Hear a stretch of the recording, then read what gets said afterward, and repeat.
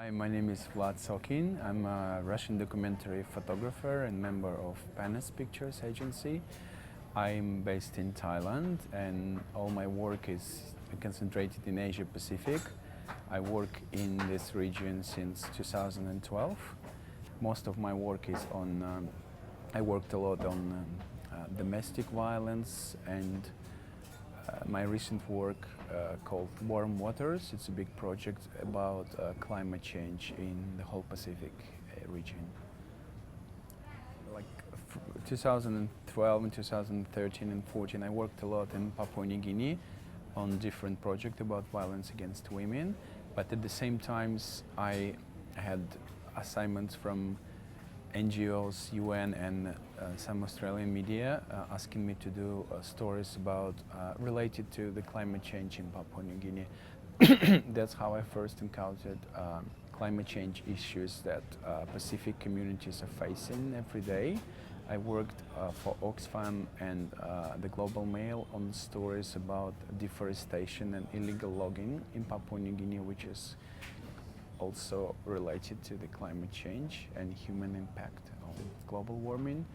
And also I worked on the stories about sea level rise. And so once I found these stories in Papua New Guinea, I understood how difficult for these communities to face the climate change, and we might not hear much about like exact impact on these communities. Like we heard there is climate change, some people like some countries going underwater as we say, but what exactly it means for these communities until I saw it in my own eyes, then I realized that I have to tell more about it. I have to show it with my photographs and share with the world more stories. So I decided to continue and extend this project to the whole Pacific region.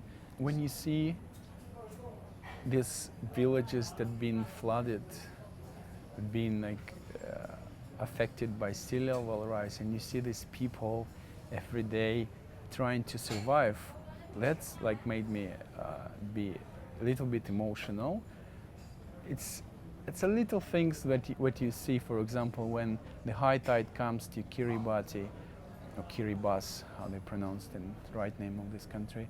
So you see, for example, parents tying up their kids to the poles in their wooden houses because water goes under the houses and they're a little bit on stilts, a bit elevated, so some kids may just fall down and drown. And there was some more casualties already. And so these people tie them up just for kids to be safe.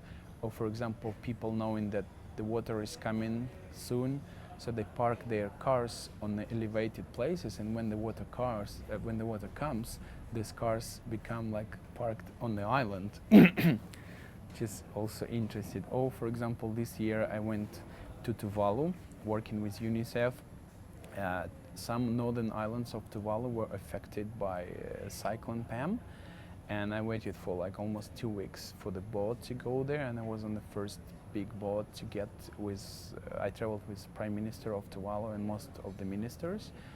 And there was a story that after the cyclone hit Nui Island in the north part of Tuvalu, the local cemetery was washed out, and the bodies actually were washed out by the big storm surges, and local animals like pigs and chicken started to eat the bodies, and Minister of Health issued the warning that locals have to kill their animals just not to spread the disease.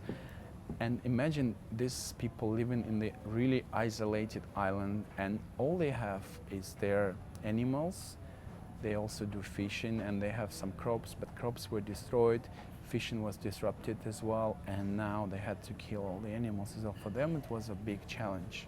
So these stories that when I see it, I think I have to do it, I have to cover this and share it with the world.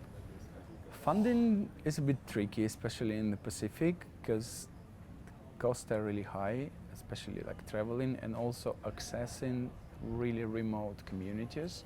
You can fly to the main island, for example, but then in Tuvalu or Micronesia, Federated States of Micronesia, you come to the main island where they have airport, and then to reach outer islands and atolls, it's challenging because they might have big boats going there, but it can be a few times a year, or they have like small planes flying there, but if there is no passengers, the plane wouldn't go. So sometimes it's a bit tricky, but what I do is I collaborate with different UN agencies and NGOs. So they usually send me there. I'm doing some work for them on climate change or other topics, and then usually I just stay in the country while I'm already there and like extend my stay in the country, and then I worked on my own project. So this sort of collaboration allows me to access these places and do some work. Distribution. Oh, I'm lucky. I work with 3 different photo agencies, Panis Pictures internationally. I also work with Cosmos, French agency, and Life in Germany. So they mostly distribute my work. I also have my own contacts, and so working with editors, visiting festivals, showing my work as exhibitions or publications, it helps me. And that's not an issue right now.